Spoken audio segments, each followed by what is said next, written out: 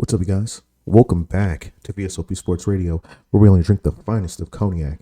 I'm your host, Ryan, and today we are talking about the simple fact that Shannon Sharpe went from one of the most popular people to someone who's being villainized as a sexual deviant. But before we get into that, if you guys can do me a huge favor and hit that like and subscribe button, because my philosophy is if you enjoy the vibe, then why not like and subscribe? Now, let's get into it.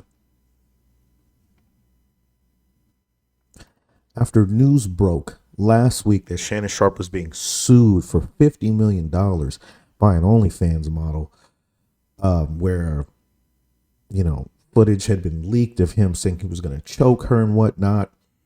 Another woman, according to People.com, People magazine and them, another woman accuses Shannon Sharpe of sexual assault in a defamation lawsuit. Make it so no other man would want me, is the quote. So, according to this, a woman suing Shannon Sharpe for alleged defamation also alleges in the complaint that the NFL Hall of Famer sexually assaulted her in 2010. Now, here's the part. We're just going to get straight to it. It says that in the complaint obtained by People, it says that this woman had been in a relationship with Shannon Sharpe for nearly a decade, ending in 2010, when she says they got into an argument over his alleged infidelity. Evans alleges that Shannon Sharpe then requested the two have sex and that she refused. Now, here's the quote here. The defendant proceeded to, so she says that Shannon Sharpe proceeded to forcefully subdue me, compelling me to my knees, and subsequently engaging in non-consensual oral penetration. Despite my protests, he persisted in this violation. Let me tell you,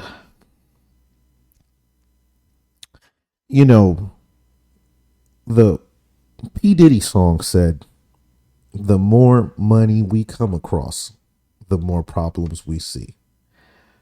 Now that Shannon Sharpe, had this huge deal for his, shows and his podcasts and everything, and, it was all this positive news about Shannon Sharpe, about to make a bunch of money.